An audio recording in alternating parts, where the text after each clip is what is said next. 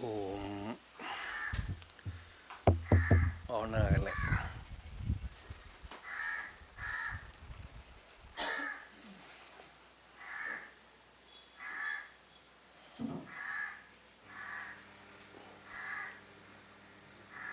The Shabdam Arda.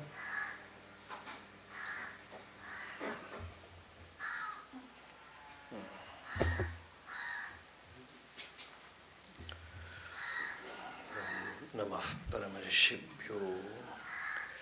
Namah Paramarishibhyah Harihi Om.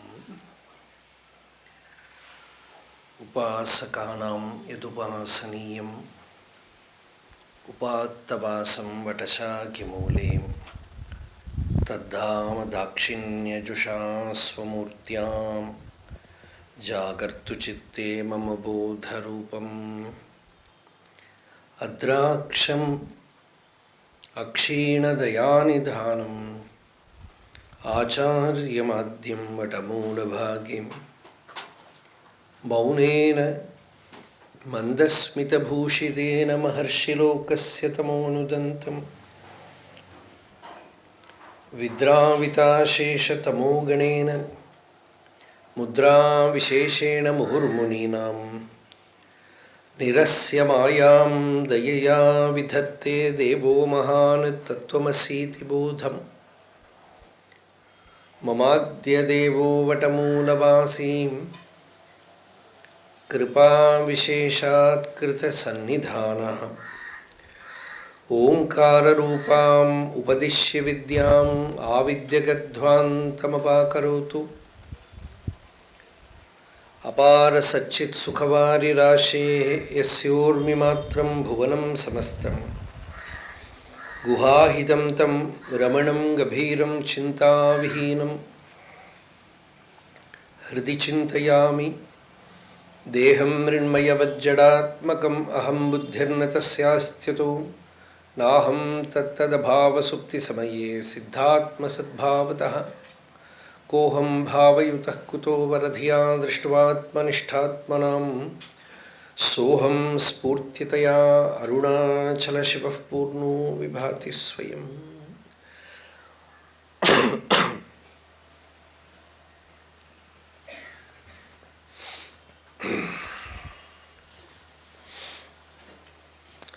So today we are entering the 5th day of the talk.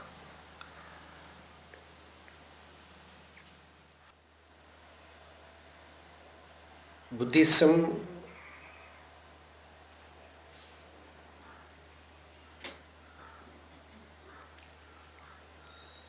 is also Sanatana Dharma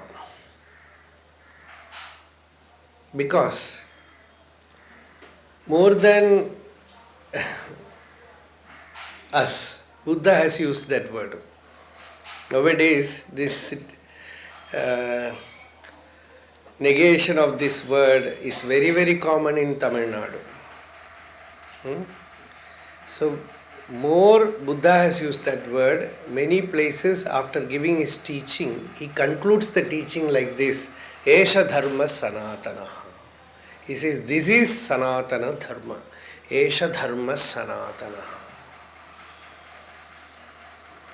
So Sanatana means eternal, the changeless. And the inner rules or inner qualities that are necessary for a spiritual life are all eternal. There is no time that once upon a time there was a rule that you can tell lie. No. Now it has changed that you should only stick to truth. No. Satyam is always Satyam. Ahimsa is always Ahimsa. Brahmacharya is always Brahmacharya. No hatred, Adveshta, always Adveshta. Maitri Bhava is always Maitri Bhava. So in Bhagavad Gita also Krishna gives a big list. There he says such a person is a devotee. Adveshta sarvabhutanam maitrah karuna yevacha nirmamo nirahankara samadukka sugakshami Santushtas satatan yogi yatatma dridhanishayah mayarpita mano buddhi yo mad bhaktas same priyaha. Such a devotee is very beloved to me, dear to me. Thus, listing some higher qualities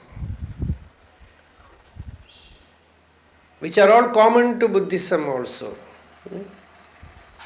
And after saying that, the conclusion is idam dharmyamritam yathoktam paryupasate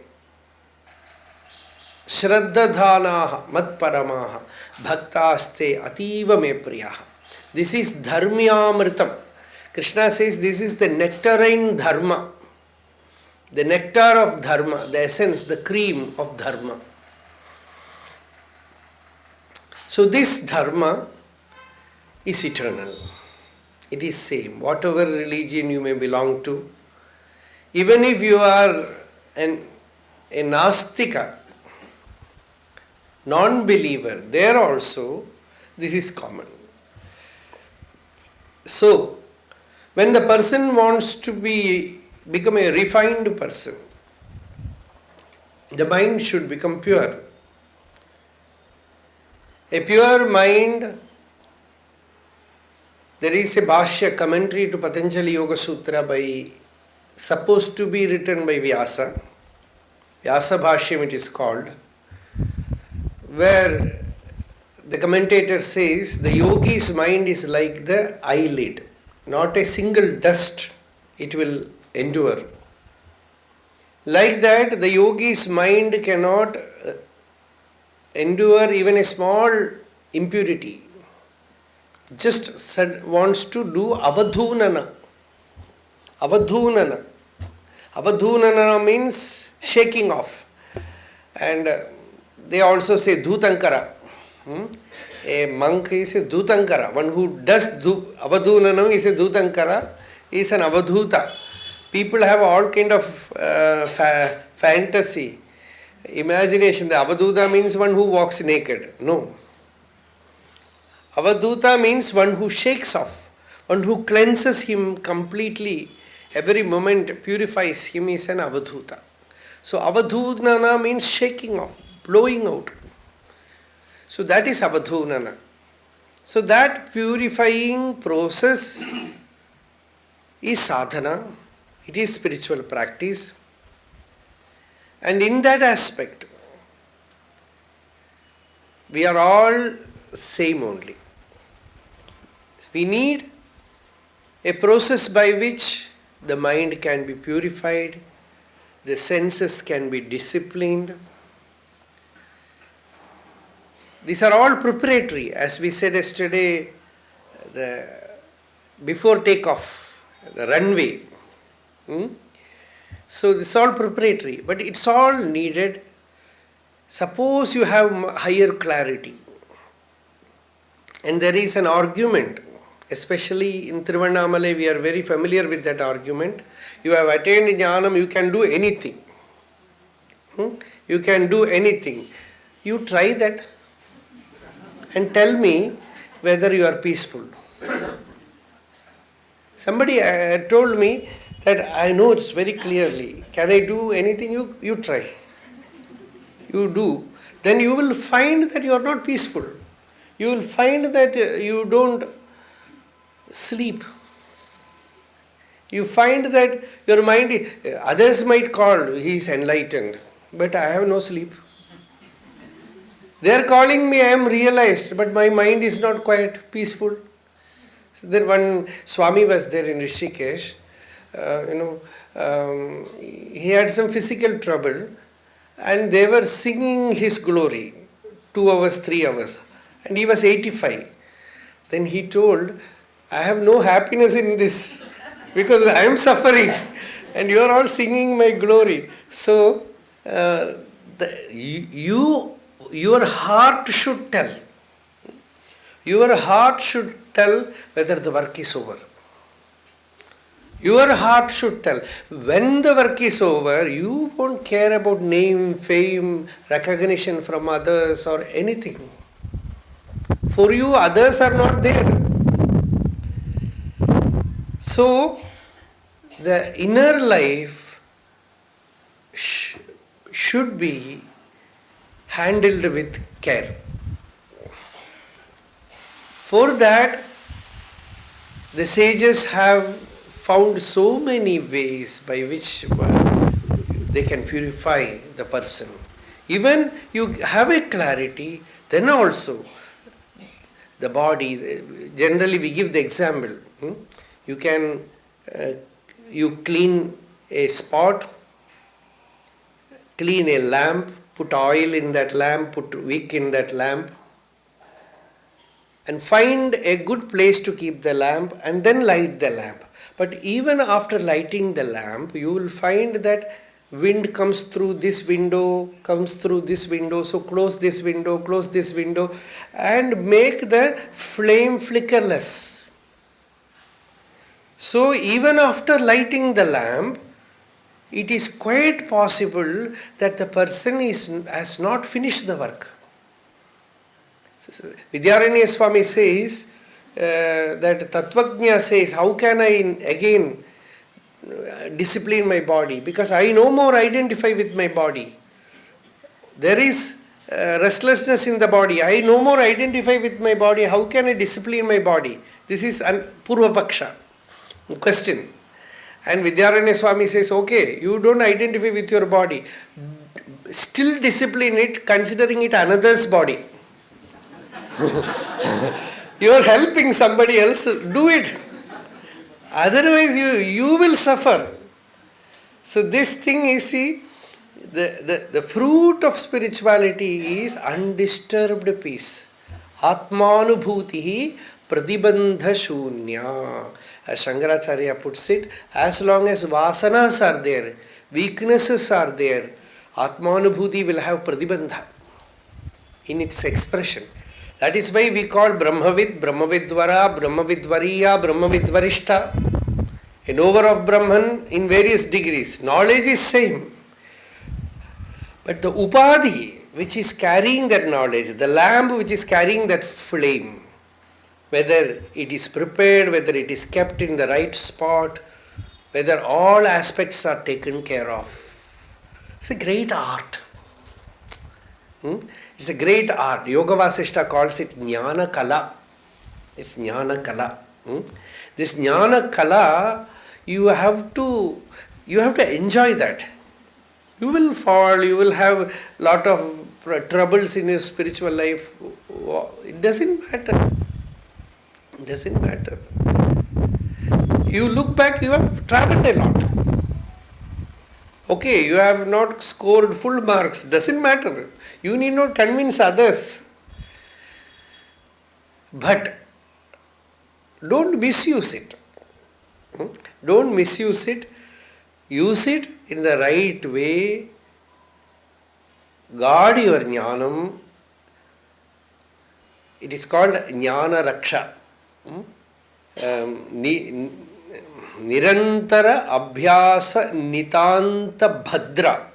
As Shankaracharya puts it very beautifully, Nirantara abhyasa, through constant abhyasa, nitanta bhadra, very safe.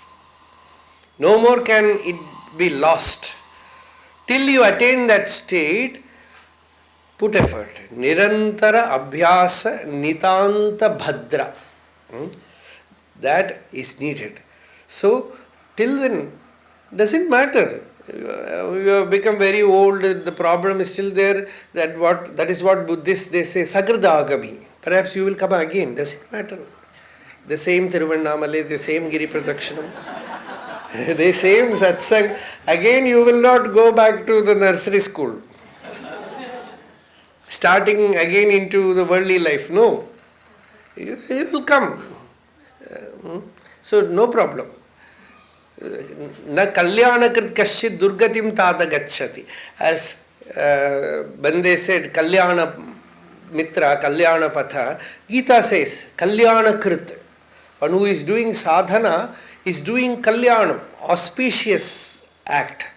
He has taken an auspicious journey. And na durgatim gacchati. He will never fall. This is the word of the Lord. Bhagavan says, you will not fall. I am behind you. You will not fall. So don't be afraid of any spiritual fall. Even if you have not finished, whatever you have done will be carried forward. And from where you will get more congenial atmosphere. You will get more congenial family background. Very, very helpful surrounding. And one day suddenly you will find your master, suddenly the light, green light will be on, you will identify, you go there, the path. Tatratam buddhi sanyogam labhade paurvadehikam. Whatever he has studied in his past birth will open up. See, at the age of 13, I took Bhagavad Gita, which my father was reading. The Gita book I took, you know what the feeling is? When I took the Gita, the feeling is not that I have to study. I felt I know it. But factually, I am not that much learned or something. I am not able to understand, but I feel I know it. I know it.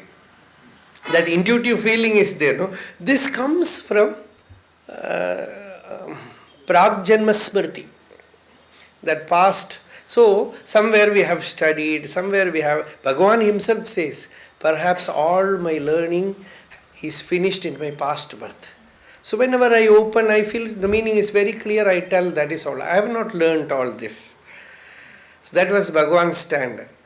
So, somewhere we have that past memory because that is all last year's school. Same. This same place, this continues in spiritual life also. Yesterday we were discussing about Buddha. That Buddha was about to drop his body in Kusinara, right? Kusinara, where it was a barren land, a barren forest actually, not much trees, very shrubs, something like that. So, very rich people, kings, everyone comes to him and say, why drop your body here? There he is lying down like that well-known posture, like Ranganatha. So there they are asking, why are you doing this? We will go to Rajagriha city somewhere, everyone is waiting. Then he says, I am dropping this body here for the 7th time, in the same spot. And there he narrates all the story. So, don't think this is the first time that you are sitting in the same chair. See, people, they say, I want only that spot. Because last Janma also the same chair, the same place. So, I want only that place. So, that is it. Pragjanma Smarana. Kalidasa also says this, Pragjanma Smriti. Sometimes it comes to ordinary people also, it comes like that, the same thing. So, this spiritual life is not that we have started now. We have been doing sadhanas, we have been in the path of quest, in this Kalyana Patha for many, many births. Bahunam janmanamante jnanavan mam prapadyate. Vasudeva sarvamiti samahatma sudurlabha. As Gita says, after so many births, the person attains the fruition and where he finds nothing other than God. Wherever he, with open eyes, he is in samadhi. He need not close his eyes for meditation. With open eyes, he is in samadhi. So that state arrives through this joyful journey. So don't be afraid even to take birth. Because you have already entered this spiritual path, even if you take birth, some better birth will come, some better spiritual atmosphere will come, joy will be there. So don't be afraid of anything, whether it's rebirth or anything, don't be afraid. You have already boarded the train. So in the station you are in a hurry-burry. But once you have boarded the train, some people, they go to the upper berth and come down only when they reach the destination after 3 days. So, be unconcerned. And whatever you can do, go on doing and moving. That is what spirituality is. That is what they also call like mindfulness, moment by moment awareness. It is there in Buddhism. So that the Shruti also says pratibodha vididam matam. So we will continue the satsanga. Arunachala Shiva. Namo tassa bhagavato arahato samma sambuddhassa. Namo tassa bhagavato arahato samma sambuddhassa. Namo tassa bhagavato arahato samma sambuddhassa. Buddhang dhammang sanghang gunuttarang upajjayang namassami. Puttasa loka dhamme hi chittang yasana kampati asokang virajang khemang etang mangalamuttamamti aparutate sangamata sadbhara yesotavanta pamucchantu saddham anirodham anutpadam anuchedam ashashvatam Anekartam mananartham anagamam anirgamam Yaha pratitya samutpadam prapanchopashamam shivam Deshayamasa sambuddhastam vande vadatam varam Yasyam tirnadi madhyam nahi karacharanam namagotram na sutram No jatirnaiva varna na bhavati purusho no napumsam na chastri No karam, no vikaram, nahi jani maranam, nasti punyam na papam, no atatvam tattvamekam sahaja samarasam, sadgurum tam namami. With Acharya's permission, I start today's discussions. Wonderful to be here again, to see everyone on this auspicious Purnima day. Tiruvannamalai is buzzing with activity, buzzing with people. So yesterday, Acharya and I had a lovely discussion, and as a result, I'll share a few stories. But before that, I was reminded that we hadn't yet completed the Noble Eightfold Path. So we'll just touch on that a little bit and then speak about some of the inspiring stories from the lives of the Buddha's disciples.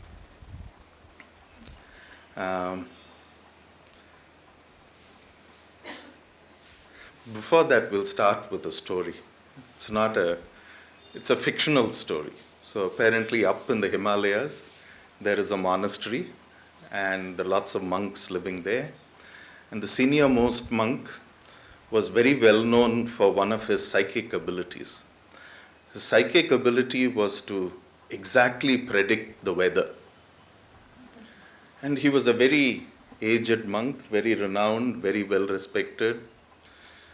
So every winter they will consult him. Say, Bhante, how will the winter be? So if he says the winter will be severe, they'll have to collect a lot of firewood and be prepared for the winter. Sometimes he'd say, no, the winter is it's not going to be that bad.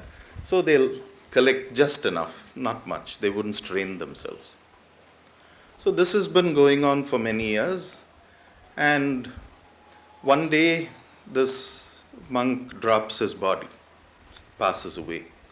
Now his attendant, his disciple, second in command, has to take charge of the monastery and has to take charge of the Sangha and all the disciples. Then one fear enters his heart. He says, oh, my Guru was such a great man. He could predict the weather so perfectly. So unless I do that, nobody will respect me. So I must develop that ability, but till the time I develop that ability, at least I'll have to fake it.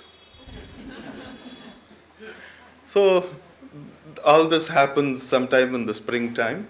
And then there's the rainy season and the winter is about to approach. So all the people go to the monk and say, Bhante, please advise us. How's the winter going to be? So he says, give me some time. I'll have to go into deep Dhyāna. And after I go into deep Dhyāna, I'll tell you, ask me tomorrow. So they all go away. So what he does is, without anyone seeing, he calls up the weather office. How is the winter going to be? So that weatherman says, we are not very sure, but don't know, maybe he doesn't say who he is.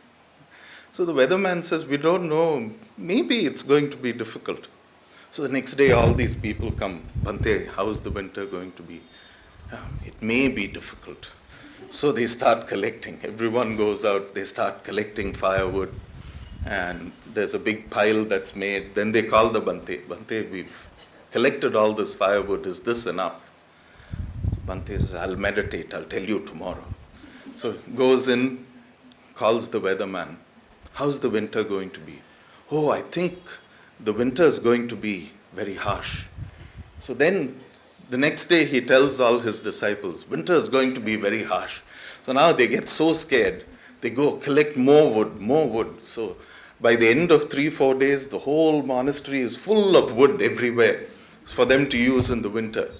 So then the disciples ask him, Bhante, is this enough? So he says, I'll meditate, come tomorrow. So he calls the weatherman again. So the weatherman says, no, it's not only going to be a very difficult winter, it's going to be the most difficult winter that we've ever experienced. So this monk asks him, why do you say that? So the weather monk says, all those monks in the monastery, they're going crazy collecting firewood.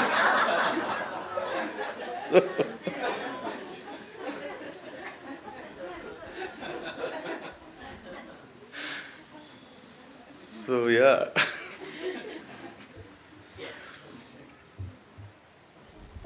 So anyway, now coming to the Noble Eightfold Path, we spoke about right thinking. So the story is related to that. Right thinking. So we must have a direction, and that direction is for the end of suffering. Supporting that right thinking is samyak sankalpa. You need to make certain determinations. Buddha prescribes 3 main determinations. Nikkama sankappa, that is naishkarmya. We have to live life for the welfare of everyone, collective well-being. And also avoid, that's on the outside. On the inside, trying to control the pulls of sensual desire, sensual gratification. Then avihimsa sankappa. Avihimsa, non-harming. So not only thinking of welfare, but thinking of safety and security of all beings. Avyapadhya sankappa, or avyapaja sankappa in Pali, which is not thinking of you and me separately, right? Not creating an alienation, not creating a difference. So that bhava that I have for myself, for my comfort, for my well-being, for my happiness, I should be able to extend that to everyone. Because there is really no difference. So this is Samma Sankalpa. Then we come to how do we live? Samma Vacha. So we spoke about proper thinking, which is Panya. Then proper living, Sila, proper action. So good thoughts, good words, good action. We discussed that quite in detail last time. Then the third one is Samadhi. So Sila, Samadhi, Panya. These are the 3 main ways in which the Buddha teaches us how to live our lives. Generally, people tend to pick one or the other, and they focus a lot on one. The other two, no, I'm doing this, so others are not really needed. It's not true. It's like the tripod of this camera, right? All 3 have to be stable. All 3 have to be even. If one is missing, the tripod will fall. If one is too long and the others are too short, the tripod will fall. So everything has to be done together and everything has to be given equal importance. So this last part of the Ashtanga Marga is called Samyak Samadhi, proper collectedness. In the West, the usual translation of samadhi is concentration. So very often people approach it like approaching a maths problem. So when you say concentration, I must concentrate to find the solution. So when they are meditating, they're concentrating on the body. So hard. They're noticing, trying to notice every little sensation. So after 45 minutes, you ask them, how was the meditation? Say, I have a bad headache. This concentration is too much. So they've understood it wrong. Ekagrata is samadhi. In Pali, we say ekaggata. So basically, this mind that is scattered and that is dancing all over the place, we need ways and means to just collect it and bring it to Shanti. So I tell them, concentration is not like solving a mathematical equation. Concentration is more like a collectedness of being, a solidity, a safety, a balance. All of these things is what makes the heart. First of all, it collects the mind and then opens the heart. So the example I give them is, in Canada, we are very famous for our maple syrup. So you tap the maple tree, and you get the maple sap, then you keep boiling the maple sap, right? And a lot of impurities will come up. So they keep taking off the impurities. So the sap is like our mind, our general mind. Then we put it on the fire of tapas. Tapas starts heating it. As it gets heating it, all these vasanas, samskaras, asavas, kilesas, all these things come up to the surface. We keep skimming. And if there's enough heat and enough time, it becomes maple syrup. Heat it even more, it becomes maple butter. Heat it even more, it becomes maple sugar. All starts with the sap. But the question is, what do we do with that sap? Right? So the Buddha said, for proper collectedness, the first thing is samma vyayama, right effort. Right effort is simple. Always moving towards the wholesome, towards the skillful, towards the beneficial. So if some kind of bad thought arises in your mind, don't give it importance. You're not going to look at it. Just turn away. If a good thought comes up, focus on that good thought. Increase that good thought. Amplify that good thought. And then you put guards on the mind too. So as a bad thought is arising, you say, it's not going to come in. Just keep it out. Right? So recognizing anything unskillful, letting go of anything unskillful, recognizing something skillful, and then broadening and maximizing this thing that is skillful. So if a good thought comes up, not only do we just, make it as a thought, we bring it into our heart, we make it intensify, then bring it into action. Then it has a good effect. So along with that, that is the smriti. That is the remembering. That is what is called mindfulness. Right? And mindfulness, everyone thinks is this intellectual thing where they have to understand, they have to focus. Now, American Army is bringing in mindfulness for their snipers. So that they do these practices and then their mind is very collected. So when they take aim and fire, it's very accurate. Right? That's how badly this mindfulness industry has become. It's come to a very, very high extreme. But in general, mindfulness-based stress reduction, all this is good. But to get the full effect of mindfulness, it must be backed up by virtuous living. Because the Buddha makes a very, very good connection. He says, if you lead a virtuous life, what is going to happen? The first thing that is going to happen is that there's no remorse, there's no guilt. So the heart is relaxed. Right? This no remorse and no guilt results in Shraddha, faith. That, this is really good, this is really beneficial. The Shraddha then gives rise to Priti, Pramoda, finally Sukha. Right? Priti is a contentedness, fullness, happiness. Pramoda, joy, that comes from Priti. And finally, Pramoda Priti leads to Sukha, Shanti. So there's no guilt. So that is Smriti, how we use Smriti, how we keep remembering. Have to keep reminding yourself. Be very mindful in speech, thought and action. As mindful as possible. But as long as the inclination is there, you tell yourself what is most important is that I must be leading a good life. I must be leading a life that's beneficial for myself, beneficial for others. His Holiness the Dalai Lama always says, the reason why we are born is to be of help to everyone around us. But if we cannot help everyone around us, at the very least we must not harm. So if we have that attitude, if we have that inclination, then the spiritual life will just blossom. It will just open up. Samma Sati. Finally, Samadhi. Here Samadhi talks about the concentration of being, collectedness of being. It's not a meditation technique. It is not all these wonderful experiences of sitting in meditation and seeing lights and seeing colors or having sensations of floating in the air or not really. All that, it may happen.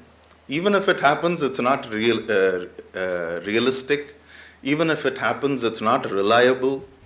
Because it happens now, it won't happen again. But if it happens now and we like it, we crave for it. We try and recreate it. Oh, my meditation that day was wonderful. It felt like I was floating in the air. So, I have to try that. Today it must be the same. That kind of expectation leads only to disappointment. Right? Because it cannot. One moment, each moment is so unique. And if causes and conditions come up and allow for some such experience, what we should do with that experience is, instead of trying to grasp it and instead of trying to replicate it, we can actually remember it and be very grateful for that moment of wonder, for that moment of joy. Then automatically it will come back. That's the trick. If you try and grasp it, it won't come back. But if there is gratitude, if there is an open heart, if there is love, then all good things will automatically come. And my teacher always says, this idea of good meditation and bad meditation is only in your mind. Meditation is meditation. It is always good. Whether it's good or bad is only because of you. Right? So he says, if you want to meditate, meditate. If you don't want to meditate, meditate. That is his mantra. So, Samadhi. So, the kind of overview of all of these. So, now a little bit about the Buddha's disciples. Today we'll speak a little bit about his two main disciples and his attendant. So, every Buddha has two main disciples, usually. And that is kind of the structure of the Sangha. You have the Buddha, then you have the right-hand disciple, left-hand disciple, and the personal attendant of the Buddha. And then you have all the other disciples of the Buddha. So the Sangha, which is the Arya Sangha, the Sangha that is realized. Then you have the Puggala Sangha, the Sangha that is striving, which is not yet, they're on the path. So the chief disciples of this most recent Buddha, Gautama, were called Sariputta and Moggallana in Sanskrit. In Pali, Sariputta, Moggallana. And these two were born on the same day in neighboring villages very close to Nalanda. Sariputra's village was called Nalaka Grama. Moggallana's village, the name was not mentioned in the texts, but apparently it was the neighboring village of Sariputta's. Anyway, that's a detail. Right? And when they were born, they were named Upattissa and Kolita. So Sariputta's name was Upattissa, Purvashrama name was Upattissa, and Moggallana's Purvashrama name was Kolita. So these Upatissa and Kolita were very, very good friends. They came from two Brahmin families. They came from families that were well off. And these two boys, learning from their elders, learning from their teachers, their conduct was very good. Sucharitaha. Their conduct was very, very good. Their character, their conduct, everything was very pleasing. They were very respectful. They would always do good things. They were very generous. They wouldn't do anything that was disruptive or discomforting or mean or nothing. They led a very good life. So as they were growing up, they would spend a lot of time together. And very close to Nalanda is Rajagraha, which is the capital of the kingdom of Magadha. Today it's called Rajgir. People go there, it's a pilgrimage spot. So Rajgir has a mountain called Pandavagiri, and the belief is that the Pandavas stayed there in those caves when they were in Ajñātavasa. Pandavagiri. It's called Pandavagiri. So around that Pandavagiri, all of these village people would gather for about 3 days in a month, and they'll have this huge party, lots of intoxicants, lots of entertainment like blood sports and things like that. Two men trying to kill each other, whoever wins is the winner. Like what you see on Gladiator, that kind of. So Upatissa and Kolita decide to go there because that also had some very good musicians performing. There were some very good dance performances. So they go there, they watch all this for one evening, and they're excited, they're happy. So they said, oh, how wonderful, this performance was so great, that performance, excellent. So they go to bed, and the next evening come back, same thing, they're watching. Today the excitement is not that much. They've seen it all. But still there is a little bit of attraction. And they talk, they discuss, oh, it was really fantastic yesterday. Today is also good, but not as good as yesterday. Right? We call it, in economics, it's called the law of diminishing marginal returns. Right? The first slice of the chocolate cake is excellent. Second slice is okay. Third slice makes you sick. Just like that, the third night, when Upatissa and Kolita go there, and they're watching all this, they actually feel very disgusted. Okay, at some point it was exciting, but again and again and again, what's the point of this? So they make a vow that this is not important. So this is how Viveka is born, right? Satya Viveka. They watch, they look at this, and they are realizing this is not of any value. This is not of any reality. So they make a pact that day that we'll go in two separate directions in search of a competent teacher. Beginning of the quest is the quest to search for a good teacher, right? A good acharya, a good guide, a good mentor, someone who you can rely on, like my guru in my monastery, like Acharya. It's very important to come in contact with the right guru and to recognize that rightness. So they say, okay, we'll go in different directions, we'll search for gurus, and if any guru is competent enough, we'll come and find each other and inform each other. So then both of us can go and surrender to that guru. So then, yes, that's a good agreement. Let's do it that way. So Upatissa goes one way, Kolita goes the other way. And after a couple of days, Upatissa comes across this monk called Assaji in Pali, in Sanskrit Ashvajit. And Ashvajit is one of the 5 original disciples of the Buddha, to whom the Buddha taught the Dhammacakkappavattana Sutta. One of those who got disgusted later became a very strong disciple of the Buddha. So Upatissa is standing there and he sees this monk whose body is so composed. He's walking in a pace that is neither fast nor slow. And his gaze is very measured. He's not looking here, not looking there. His gaze is 3 feet in front, what they say, the length of one plow.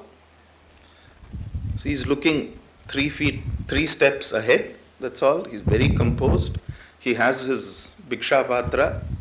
He's walking through the village. He stands at a doorstep. If people notice and give him food, he's very happy. If he waits there for some time, if there's no food, he just moves on, collects. So then Upatissa is watching all this, and just this amount of conduct inspires a deep feeling of bhakti, deep feeling of shraddha. Saying, if this mendicant is so good in countenance, then how should his teacher be? So I must find out. So Ashvajit collects his alms and he is about to sit down under a tree. And Sariputta then realizes, this is not the right time to ask him.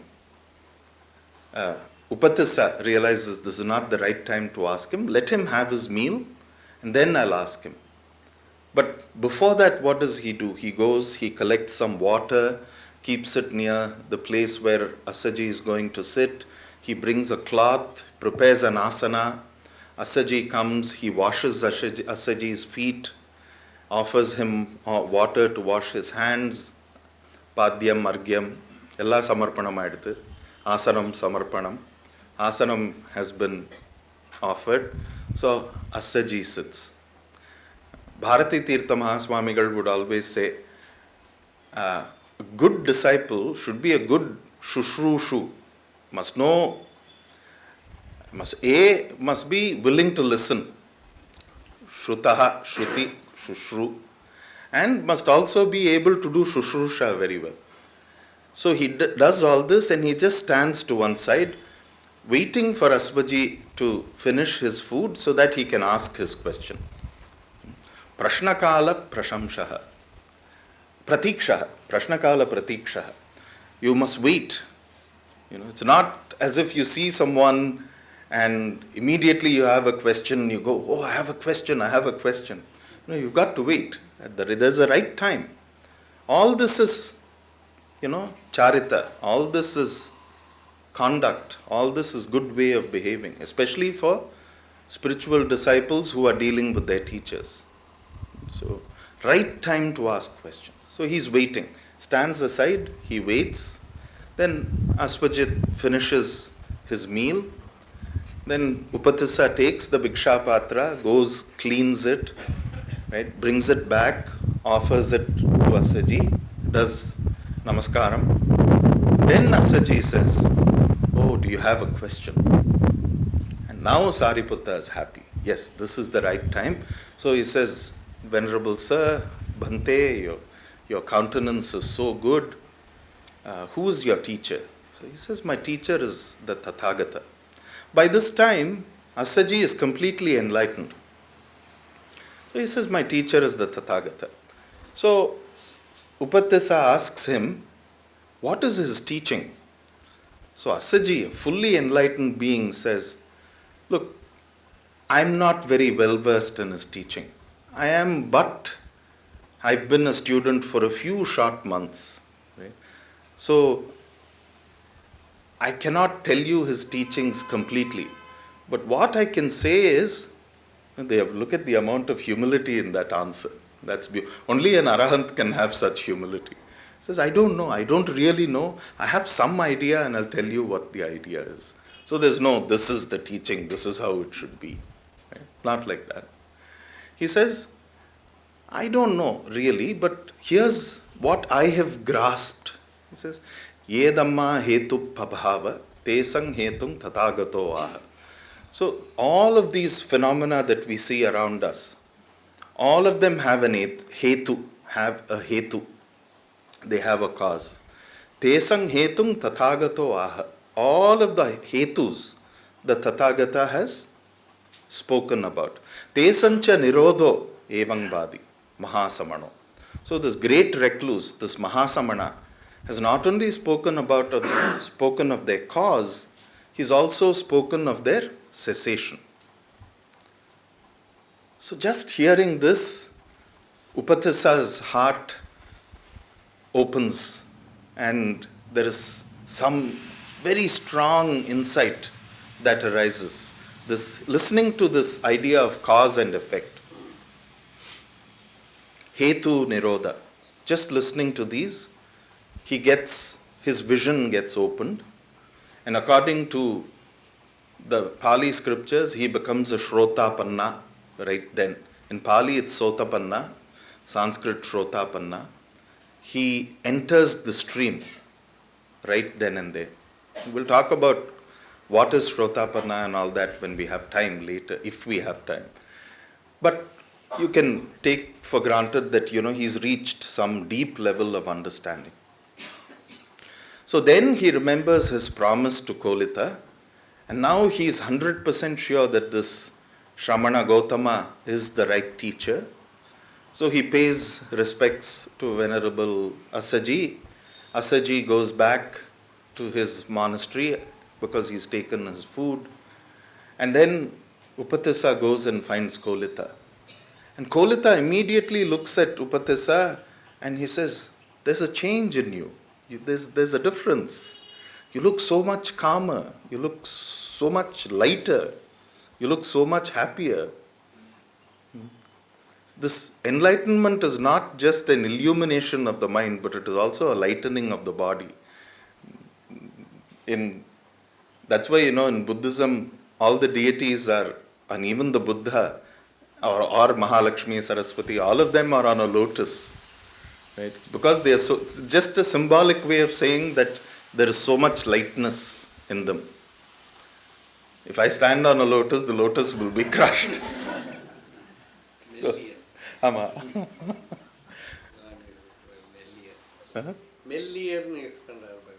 Oh, Melliya, Ramama. Lightness. Because we drop all burdens. See, that is another aspect of nirvana, where you drop all the past burdens. So they say in our thing, there is in India, South India, there is the belief, or in India generally, there is the belief that once jnanam comes, sanchita karma, agami karma, all this is dropped, right? So right now we are carrying not only the load of prarabdha, but also the load of sanchita, agami. With realization, all that is dropped. Prarabdha obviously has to play out. But that is lightness. That is the lightness. So Kolita looks at Upatissa and says, you look so light. You look so radiant. You look so happy. You look so peaceful. What has happened? And he says, well, my friend, our search has come to an end. I have found the perfect teacher. And he repeats this experience that he has with Asaji to Moggallana. And listening to that, Moggallana also reaches a level of deep understanding, becomes a Shrotapanna. Just listening to those words, because they are ready, they are mature, they've been seeking, and this was just the right stimulus, the spark that lit the flame. So the spark entered and the flame is lit. So they both go in search of the Buddha, and they fall at the Buddha's feet and say, Bhagavan, please accept us as your disciples. And the Buddha says, Ehi Bhikkhu. That's it. Come, Bhikshu. Ehi Bhikshu. Ehi Bhikkhu. That's it. They've become bhikkhus. So they're given the robes and they start meditating. And the story goes, there are many, many aspects. One particular aspect is that Sariputta was known as the Dharma Senadipati or Dharma Senapati. He was the marshal of the Dharma, of the Buddha's Dharma. So anything that the Buddha taught, Sariputta had the capacity to understand, to investigate, to understand, and to communicate it perfectly. And he was the foremost in wisdom of the Buddha's disciples. Kolita, Moggallana, on the other hand, so when they went for Diksha, they have to drop their names. So Upatissa became Shariputra because his mother was called Rupasari. So Rupasari, Sari Putra, Sariputta in Pali. And Kolita came from the Moggallana Gotra. So he took his Gotra name and he became Moggallana in Sanskrit, Moggallana in Pali. And because there was another junior Moggallana, he was called senior Moggallana, Moggallana. So generally, that's how we address him, Moggallana.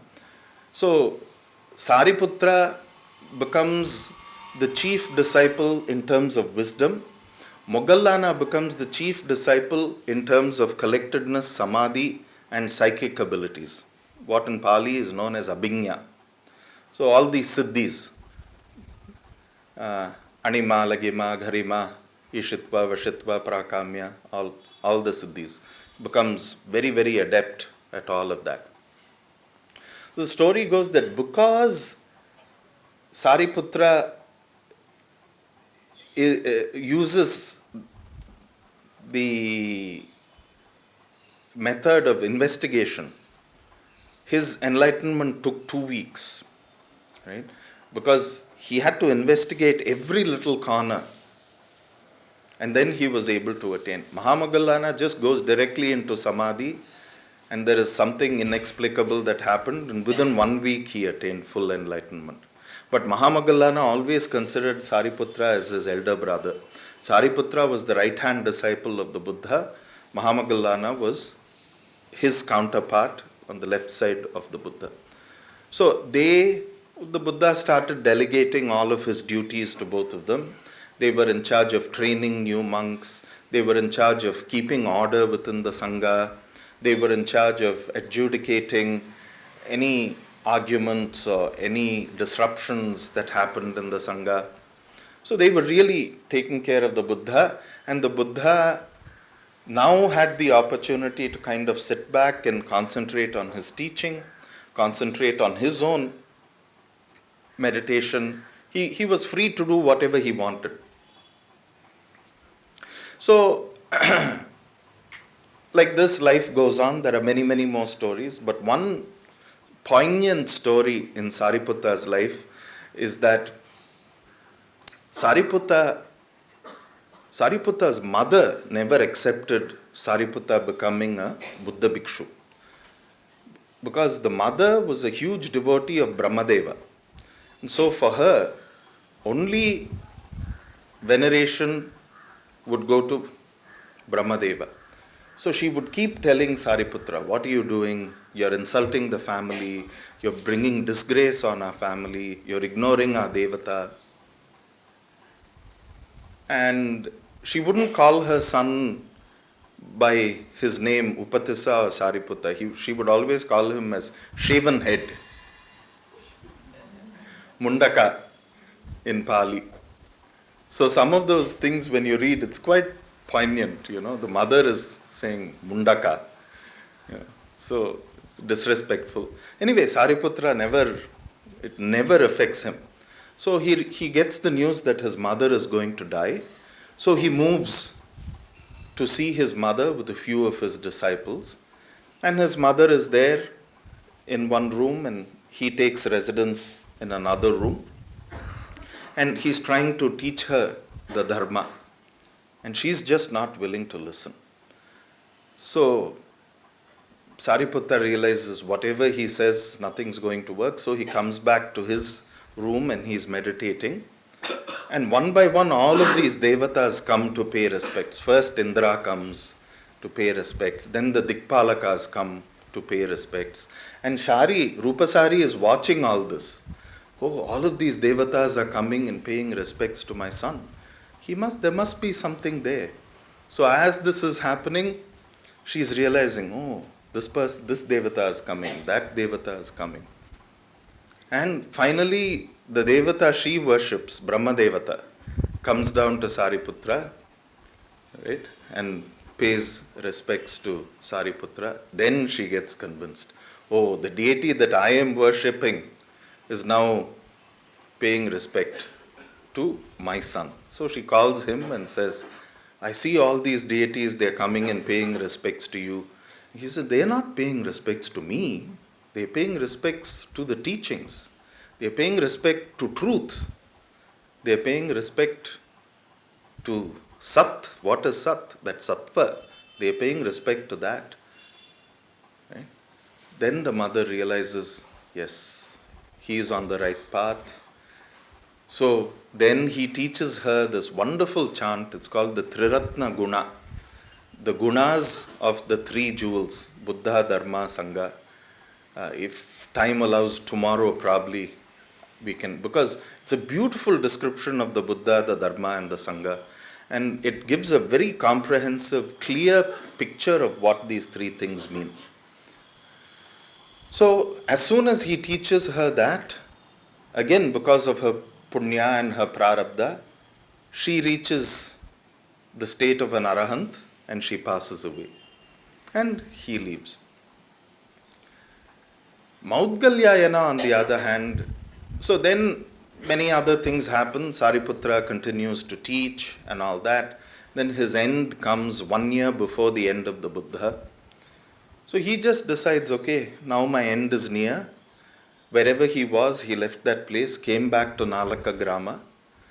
In the same house that he was born, he laid down and very easily dropped his body.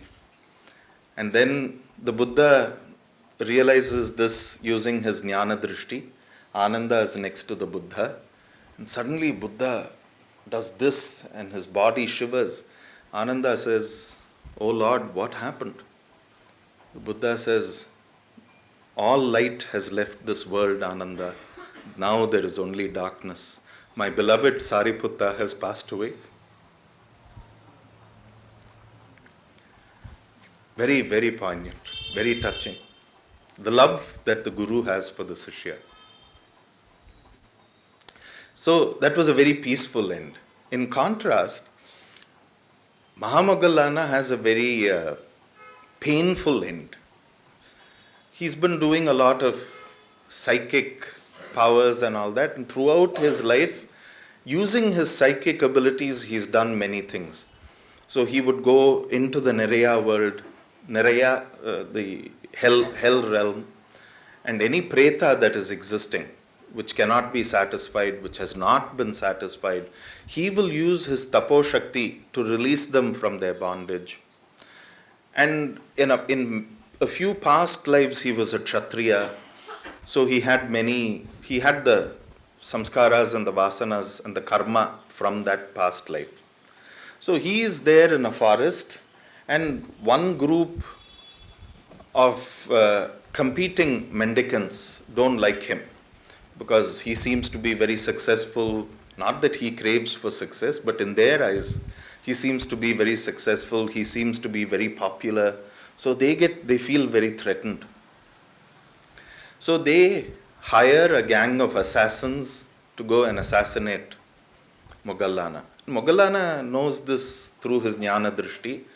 So as these assassins come, they know that he is inside his kuti, the door is locked. So as these assassins come, he uses his psychic abilities to transport himself somewhere else. So they break open the door, they found that the kuti is empty, so they leave it and go away. As that happens, the next day they come back, and Moggallana does the same thing. Third day they come back. And Moggallana says, enough. What's the point of running around like this? He just sits there.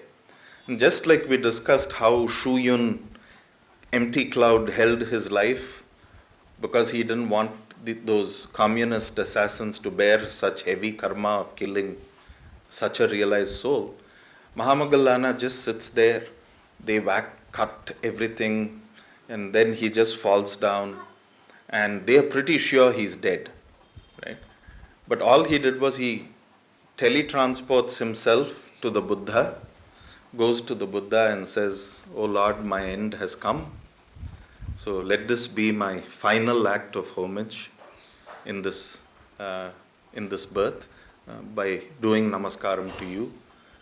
So he does pradakshina to the Buddha, does namaskara, and that attains Mahaparinibbana there at the feet of his teacher. Again, very, very touching. That's the end of Moggallana. Then everyone asks the Buddha, he was an arahant, why did he have such a painful end? Buddha says, karma, past karma. The Buddha also feels very sad. As sad as he felt when Sariputta passed away, he felt so sad with Moggallana also. Tells Ananda, another great light has left this world. Now I am standing here like an orphan, devoid of my two closest friends, two closest disciples. So Ananda is the Buddha's first cousin.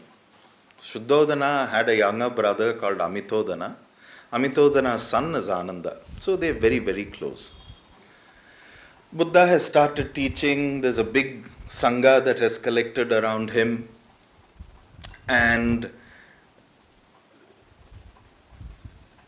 to do Shishrusha for the Buddha, many monks, to attend to the needs of the Buddha, many monks keep taking turns.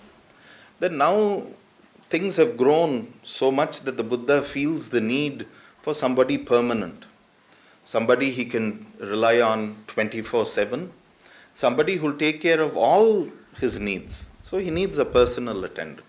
So he gathers the entire Sangha and says, I'm searching for a personal attendant. Who would like to volunteer? Obviously, personal attendant to the Buddha, who wouldn't? Everyone said, I'll do it. And they start fighting. No, I want to do it. I'm more senior. I should be given. So everyone is excited and shouting, trying to get the Buddha's attention. Ananda is just sitting alone like that, very silent, head is bowed. He's not participating in any of this. The Buddha notices that and says, Ananda, why are you so quiet? So he says, no, Lord, I don't feel this excitement is, I'm not caught up by the excitement of this moment. So the Buddha says, will you be my attendant? So Ananda says, yes, but I have some conditions. Now the entire assembly is stunned. Here we are fighting. We want to serve him. He's asking you, will you be my attendant? You're putting conditions on the Buddha. So Ananda says, yes, I have some conditions. Only if those conditions are met, will I be the Buddha's attendant. So the Buddha smiles. So, okay, what are your conditions? So Ananda says, I will be your attendant. I will be like your shadow that never leaves you.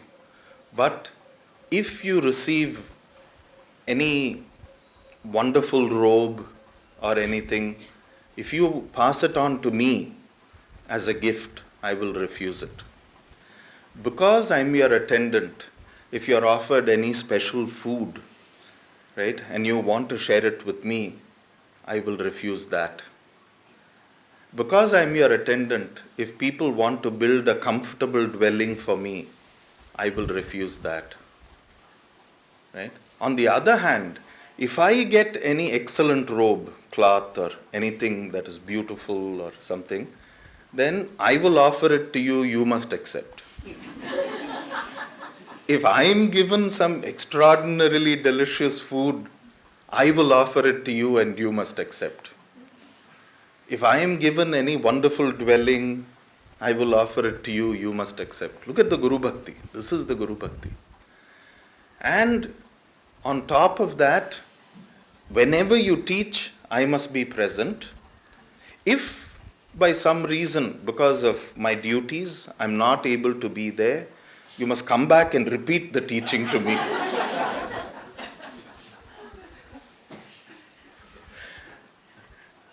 That is another condition. And then he says, there are many people who come to see you. Right? you must give me the opportunity to decide and select and bring those people in to meet you. Right? Right of access. He gets right of access. Lifetime visa to see the Buddha and to bring people to see the Buddha. And so all of these conditions are laid out. The Buddha says, yes, of course, wonderful. I agree to all your conditions. Now you become my attendant. So Ananda becomes the Buddha's attendant. So of all of the Buddha's disciples, my favorite is Ananda. So when I became a monk, for the first 3 years, I took a vow that all the robes that I wear will have to be those robes discarded by my teacher. And my footwear will have to be any footwear that my teacher had discarded. Right? My teacher and I are about the same height, but I'm a little more generous in size than my teacher. So my teacher will always be looking at me. I'll be wearing robes and they'll be too tight. This roll will not be proper. But he knew, so he indulged that. He allowed me to do that. That's how I showed my Guru Bhakti. So after a while, after my 3rd year as a bhikshu, he thought enough is enough. So when he went to Thailand, he got a set of new robes made, and he came and he said, from now on you wear new robes here and stop using my old footwear. So from then I started, didn't use any of his old robes. But Ananda's example has been a huge source of inspiration for me and has allowed me to make a lot of meaning of this spiritual life. So these are the thoughts I have to offer as well. The last Ananda அப்புறம் வேற என்ன சொன்னேன் இல்லையா அது time இருக்குமா இல்லை நாளைக்கு சொல்லலாம் பரவாயில்ல. So while we are on the topic of Ananda, Acharya wanted me to so the Buddha is coming to the end of his life. And the Buddha realizes that his end is near, and he decides to go to Kushinagar now, Kushinara at that time. And he decides to have his Mahaparinibbana there. So he and Ananda are walking. On the way, Ananda suggests, oh Lord, Vaishali is close by, Kuru is close by. Why don't we go to one of these places? It will be more convenient. Here it's difficult to access. Then there are all these great kings who are your disciples. If we don't send word to them, they'll get angry, they'll blame me. You'd be gone, but I'll be left. So they'll come and say, why don't you inform us? So all these problems. Buddha said, no, Ananda, you send word. Let them all come. I can wait till they come, but Kusinara is where I'm going to. So then Ananda gets totally distraught. His main reason for existing was the Buddha. And already he's lonely because his closest friends, Sariputta and Moggallana, were as close to Ananda as they were to the Buddha. Sariputta has gone, Moggallana has gone. Buddha is about to go. So Ananda feels very, very lonely. And he starts crying out of bhakti. And he says, Lord, if you go, what will I do? I'll be lost. I'll have nobody to guide me. Buddha says, not so, Ananda, not so. Atta dipo bhava, atta sarana, ananya sarana. So be a light unto yourself, and you yourself make yourself your own refuge. If you do that, you won't need anyone. A very beautiful part of the Mahaparinibbana. And Ananda takes that to heart, pacifies himself. They go to Kusinara and the Buddha selects the spot and he gets into the posture like Ranganatha Swami, as Acharya says. In the Pali canon, it is said the lion's posture. So he reclines like that. And in between two sal trees. A sal tree is Nama Nagalinga Pushpam. So if you realize outside Bhagavan's Mahasamadhi room, there's a Nagalinga Pushpamaram. What a coincidence. So the Buddha, where he left his life, there were two Nagalinga Pushpamarams, which suddenly, miraculously became filled with flowers. And as the Buddha left, as his life was ending, as he was dropping this mortal coil, all those flowers were showered on him. And all the devatas from the heavens showered flowers and holy water and tirtham sprinkling, and very beautiful scene. And of course everybody was there and the funeral happened. So then immediately after the Buddha's Mahaparinibbana, all the monks are gathered, and there is one monk, I think his name is Subhadda, I'm not sure, I must check. This one monk says, everyone is generally very sad that their teacher is gone. This one monk says, thank God the old man has gone. Now there's no one to tell us, do this, do that, don't do this, don't do that. Now I'm happy, we can do whatever we want. So Mahakassapa in Pali, Mahakashyapa in Sanskrit. Mahakashyapa hears this. Now he's the senior most because Kaundinya has gone long back. Sariputta, Moggallana, they've also gone. So he's the senior most. He's a very strict person.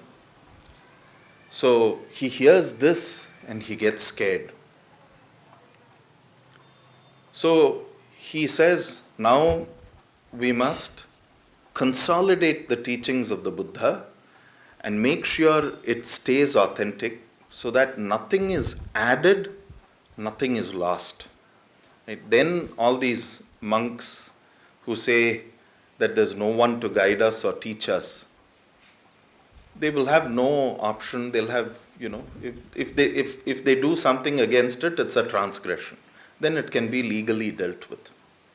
So when the Buddha takes up Mahaparinibbana, Ananda asks him, who is going to be your successor? Who will lead the Sangha? So he says, oh Ananda, the Dhamma that I have taught and the Vinaya that I have prescribed. So the doctrine and the discipline will be your teachers. Those are the leaders of the Sangha. I have no favorites amongst you, so no particular person is going to lead. So Mahakassapa also, he's not the leader. Whatever he does, it will have to be done with unanimous agreement. So he calls the Sangha and says, okay, 2 weeks from today, we have to collect all the teachings of the Buddha. Now Ananda is the expert. Not only has he been like a shadow to the Buddha and listened to all his Dhamma teachings, he has also made the Buddha promise that any teaching he has missed, the Buddha will come and repeat.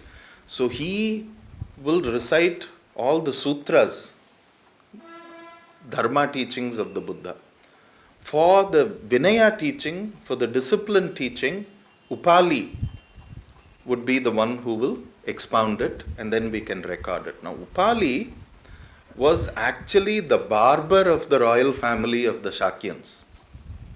So when Buddha's cousins, Anuruddha, Nanda, Ananda, all of these princes of the Shakyan dynasty decide to come and go forth and be samanas under the guidance of their own cousin Gautama, they take the barber along.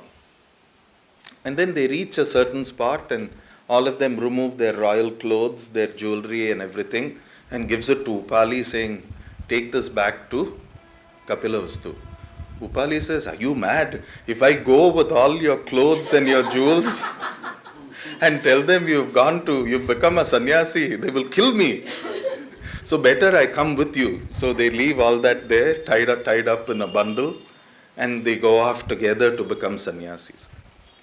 And all of these are princes. When they reach the Buddha, they say, and they are cousins of the Buddha. They say, "O Lord, we have come here to be your disciples, but in order to instill humility in us, we are all Kshatriyas. There is a lot of viryam, there is a lot of, mana, there is a lot of arrogance, all those things are in us. As a practice to tone this down, we request that you give acceptance to Upali first, so that in the Sangha he becomes our senior. And every time we bow to him, our humility will increase and the arrogance of caste will decrease." So Upali is given ordination before Anuruddha and Nanda and some of the other princes. So Upali is considered to be the foremost expert in the discipline. So Upali will recite the thing and they will record all this. It's all mental, like how the Vedas are passed on. Nothing was written. But here's the catch. Mahakassapa says, anyone who attends this council has to be fully liberated. Must be an arahant. Upali is an arahant, no problem. But till then, Ananda was not an arahant. His life of service, his life of devotion, his life of bhakti, just serving all the time, it gave him no time for his own personal cultivation. No nishta, no time for nishta, no time for anushtana, none of those things. So, when the Buddha passes away, he is only a Shrotapanna, he is not yet an arahant. So, Mahakassapa says, you have 2 weeks. Within those 2 weeks, you become an arahant. Tall order. And Mahakassapa was a very stern teacher. Sometimes the Buddha, Sariputta, Moggallana will all be very kind and soft with Ananda. But Mahakassapa will be the one with the whip behind Ananda. So Mahakassapa says, you have 2 weeks. Ananda says, okay, I'll try. So keeps trying 2 weeks. He does all these kinds of meditation, concentrating. I want Nibbana. Nothing is happening, He feels worse than he did because he's so frustrated, he's so tired, he's so exhausted. And this is the final night of that fortnight. Tomorrow, when the sun rises, the council is going to meet. And he has to present himself as an arahant in this divine council. At least there's 3 more hours, I have to try. So he tries even harder. Then at some point he realizes this is not happening. I'm going from bad to worse. He gives up and he says, I'm going to sleep. So he gives up and he lies down. Just as his head touches the pillow, he reaches full arahantship. Because there is now no more me doing anything. My teacher always says, meditation happens when I get out of the way. So all he does is he gives up, lies down. The moment his head touches the pillow, he realizes. So then the sun rises. In order to prove that he is an arahant and he has siddhis, the council has assembled, they've closed the door. So he takes a very sukshma rupa and enters the council through the keyhole and then takes on his normal rupa again. Then everyone recognizes Ananda as an arahant and everyone says sadhu, sadhu, sadhu. Well done. And he sits down with the council. He expounds all of the Buddha's sutras. So today if we have the Sutta Pitaka and the Vinaya Pitaka, it is only because of Ananda and Upali. Abhidhamma was added later. Abhidhamma is like a series of lists of the Buddha's teachings. So that was added much later. So this is how the first council was formed, and all of the Buddha's teachings have been preserved originally through oral tradition and later written down. Sangiti imba. So Pratama Sangiti, Dvitiya Sangiti. So in Pali, that's what they say. So 11:25. I don't think there'll be time. I don't think there'll be time for questions, but I'll find time for them tomorrow. So I offer these thoughts for your consideration. So we had a very beautiful session.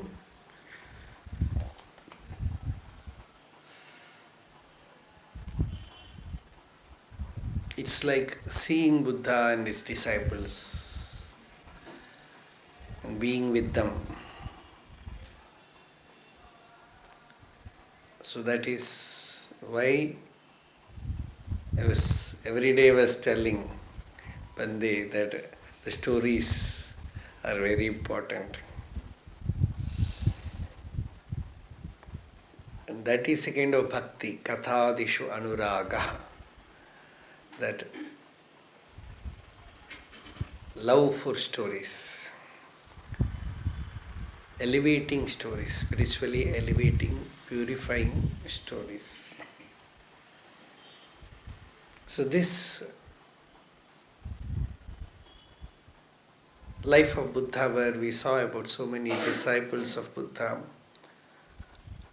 how they came to the teacher, how they saw the teacher.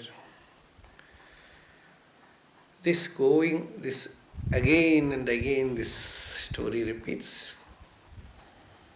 We can see the same kind of things happening in many, many great sages' life. In Bhagwan's life also we see that. How many of them came to Bhagwan, like Kavikanta Ganapati Muni or Muruganar. Many came to him that way.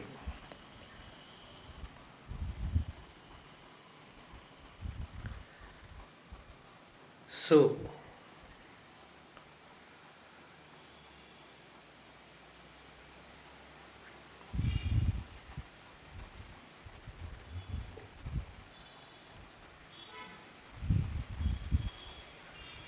they struggle for the highest. This noble search for the divine.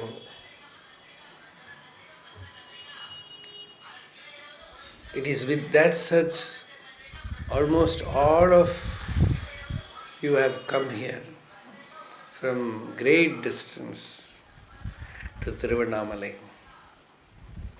The congregation here is not like that we can get in any other city where we go.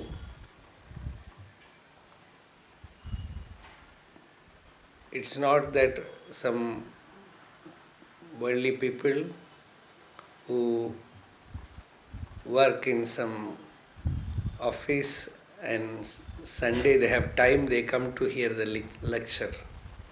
No. Mostly we have here a congregation of mad people. Spiritually mad people.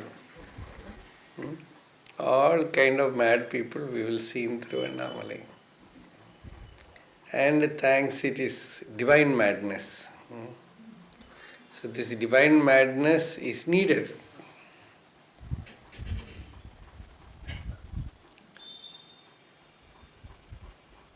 This abandoning everything for the divine, that is Bhagwan's blessing. Like a fruit, when it becomes ripe, it falls from the tree. Like that. So when there is that thirst, somebody has asked, what is this honest quest? if the quest is really honest, you are bound to meet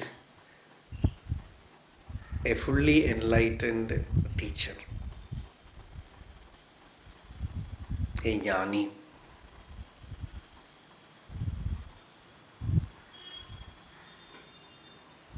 The inner honesty will help you to recognize a jnani. That is how, see, in the story of Sariputta, when he saw the elderly disciple of Buddha, Asaji, one look at him, he was transfigured. And through him, he came to Buddha.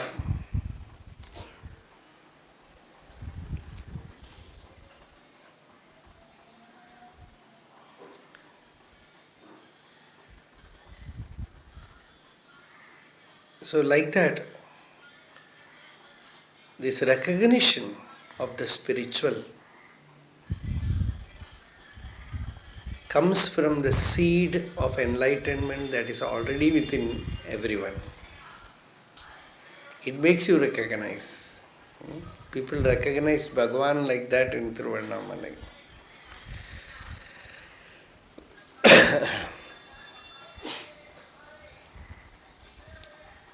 So that recognition is the initiation. As they said, stream winner. The moment you listen, the person becomes a Shrotapanna. And I always translate the Shrotapanna as I understand it. Like, in Srotas in Sanskrit means stream, it also means current. In Bhagavan's presence, this current will be there, the Srotas. The current of I. When a person recognizes it, he touches it. His own inner spurti happens. The inner stream of that what we call the I current, the Aham Srotas, it is awakened. And that I always feel it is the stream into which you enter. The real initiatory stream. Not that outwardly some mantra is given or some upadesha is given, that is secondary. Sometimes when the teacher tells you something, the Shaktipata, what they call, that is the spiritual energy descends so much on you. The inner stream wakes up. The attention enters the stream. Now you know what is the teaching. Now you know what is Atma-vichara, self-inquiry. Now you know how to go deep into that center, the heart. You know the door. You know, as there is one song of Muruganar where it says, the treasure room where that treasure is kept, you have the key. So that is Srotapanna.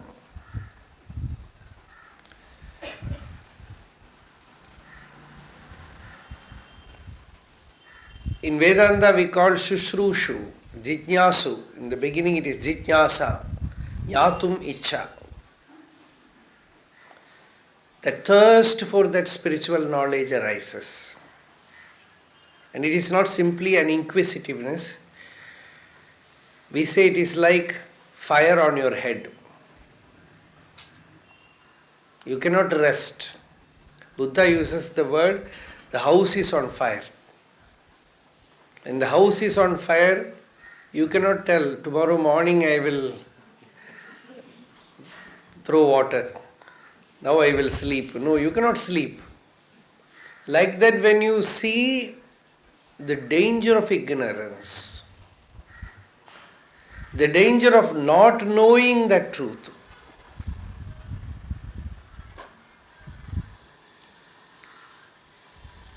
then you wake up, the urgency comes. So they say, Pradipta Shiraha Jalarashimiva. Like the head is, there is fire on your own head. And you run for water. Like that you search for the master, Guru. If that much mumukshutva is there, I call it mumukshutva, the hunger for liberation is there. The very meeting of the teacher, in that very meeting, awakening will happen.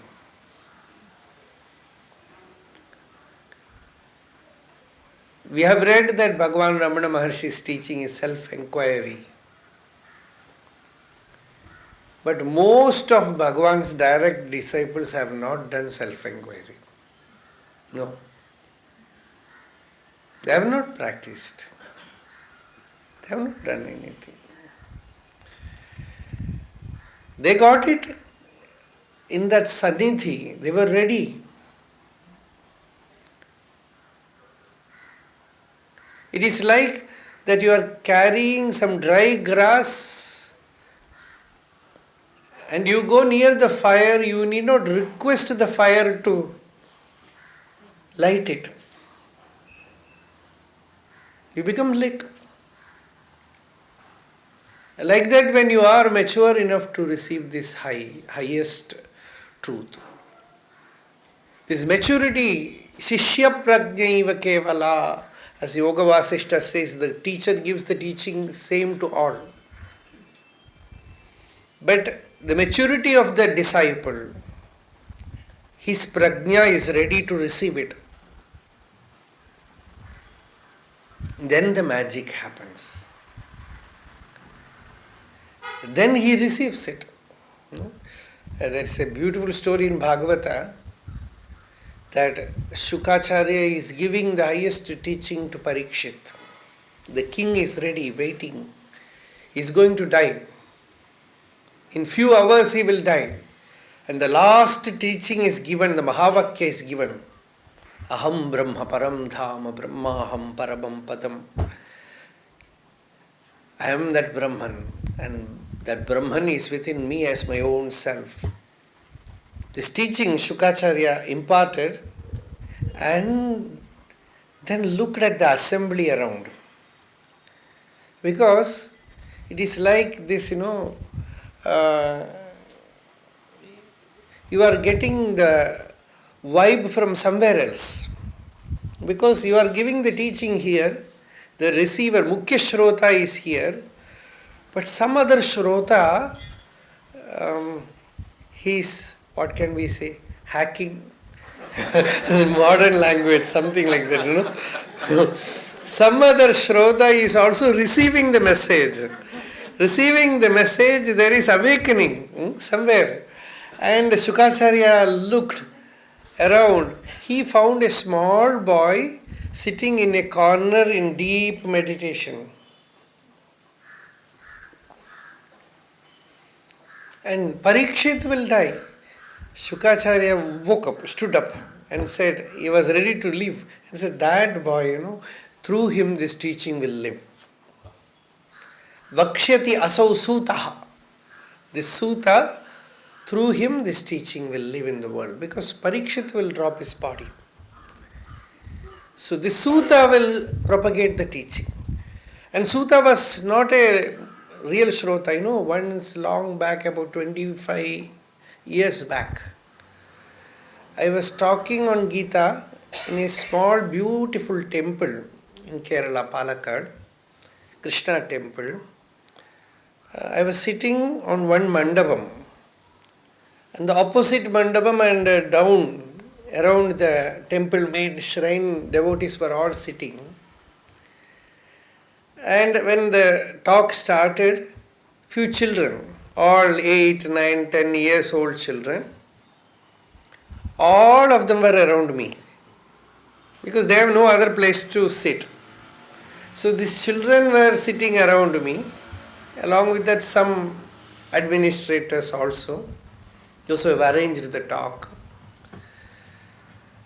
And they said they were talking, or you know how children will be.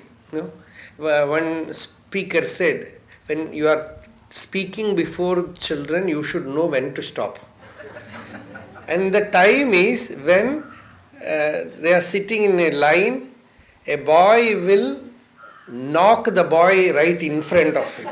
Then you should know that is the time to start, because he cannot knock you. He is knocking that boy. He is telling you stop.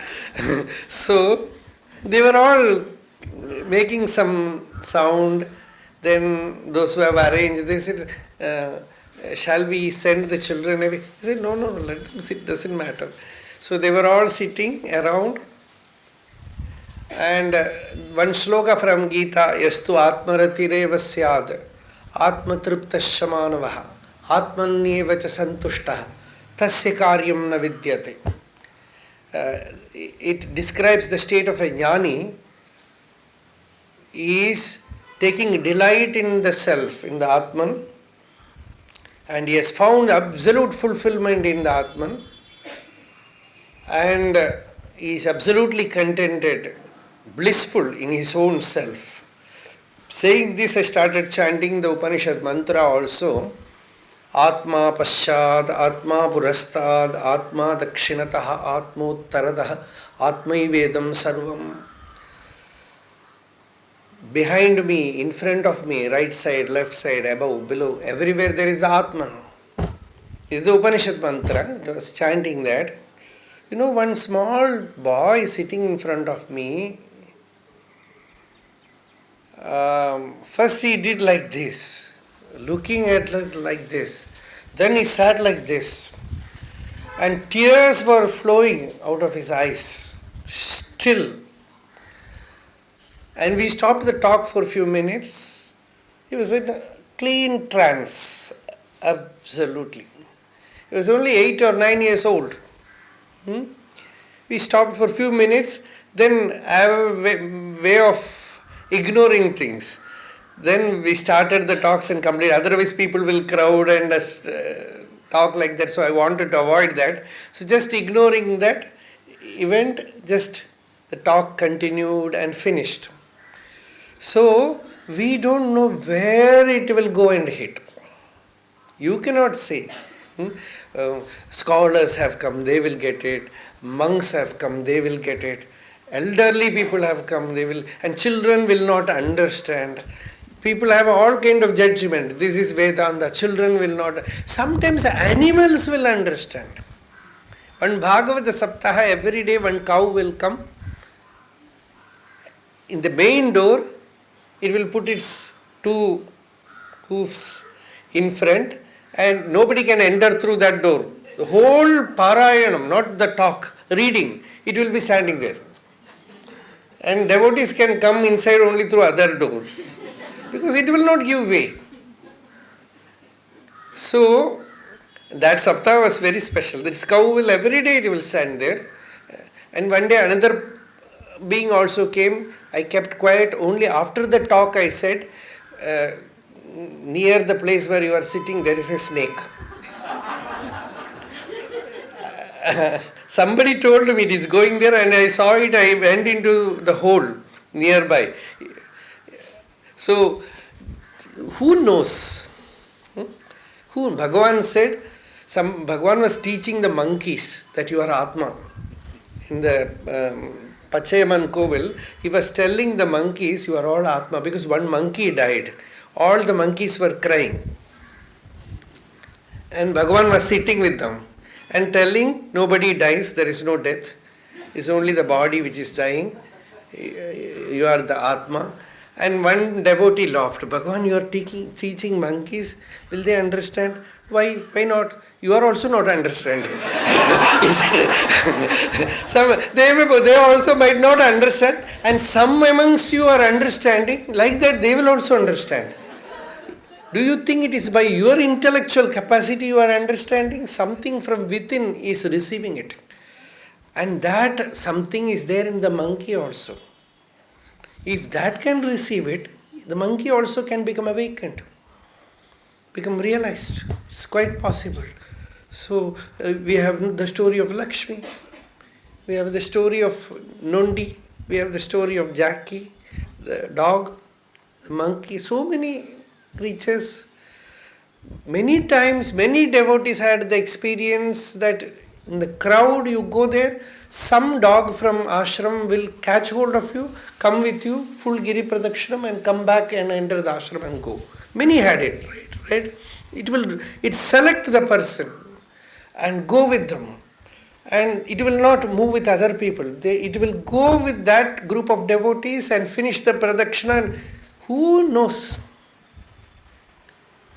We might have taken the vow 108 pradakshina and you die when you are only 50. Again come back to Ramanashram in this form. Don't waste time studying and working in office, all those things. Ramanashram, you come there. No, I have one beautiful story. This Basi Mama is there. Their house, there was a peacock. Murugan. He was named Murugan. And he was very affectionate peacock. So when once or twice when I went there, I used to feed him with pavidamalli flower. That he will taste. That he likes very much. So one day Basi Mama came to my puja room morning and he said, Swami, he looked very upset. I said, what happened? He said, Murugan has become suddenly violent. Started attacking everybody. Whoever comes, he is attacking the house. The peacock, when it attacks, it's very heavy also, the bird. So it's attacking. I have no idea about peacock. He was telling me. So I said, now anyway I am going to ashram. I will ask, Manianna is there. I will ask him. So Manianna was standing there.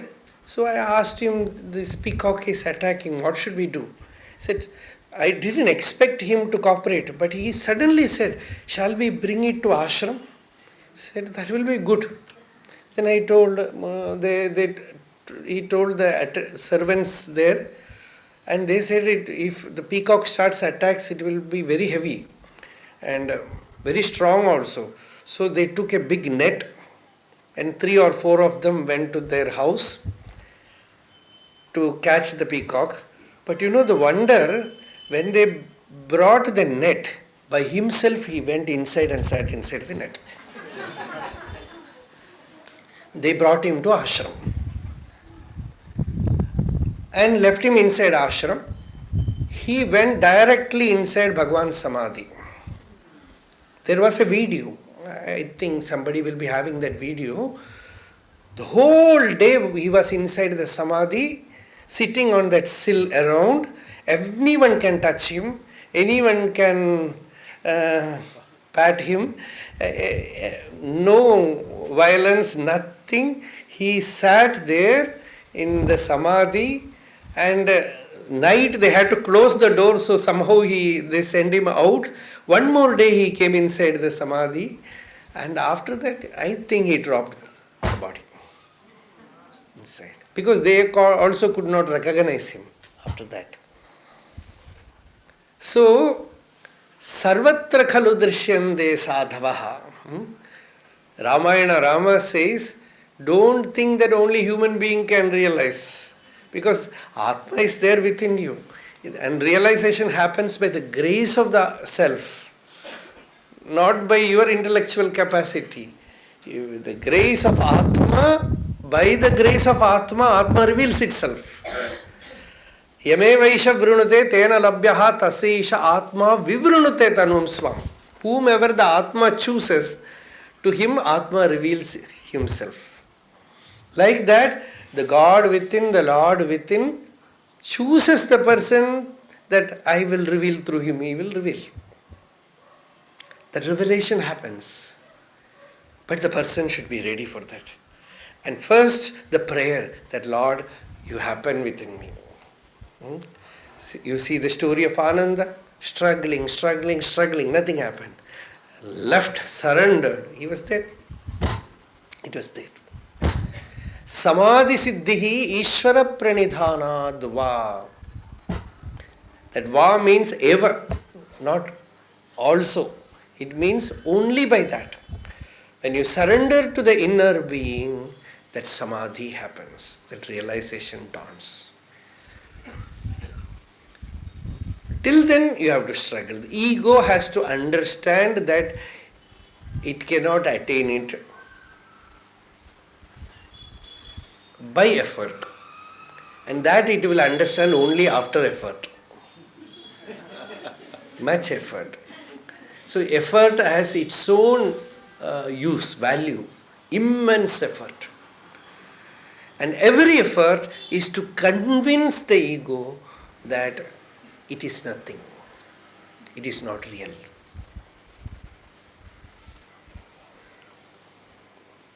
And then, as Vidyaranya Swami puts it beautifully, as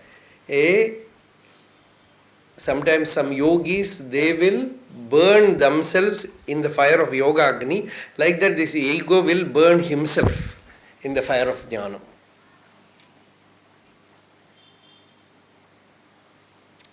So struggle, and then keep a pillow and mat ready. Before the head touches the pillow, you will realize. Arunachala Shiva, Arunachala Shiva, Arunachala Shiva, Arunachala, Arunachala Shiva, Arunachala Shiva, Arunachala Shiva, Arunachala, Arunachala Shiva, Arunachala Shiva, Arunachala Shiva, Arunachala, Arunachala Shiva, Arunachala Shiva, Arunachala Shiva, Arunachala.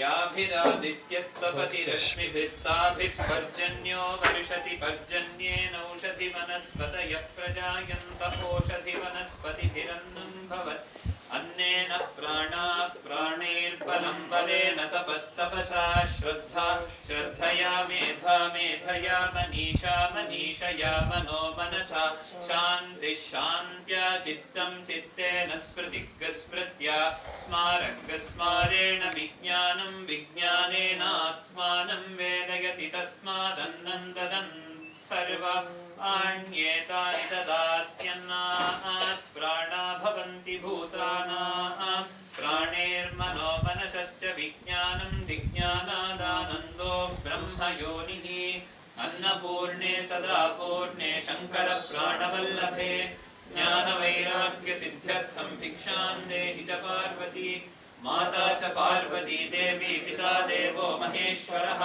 बान्धवा शिवभक्ताश्चस्वरेशो भुवनत्रयं श्रीगुरुभ्यो नमः भिक्षामृतसेवां समर्पयामः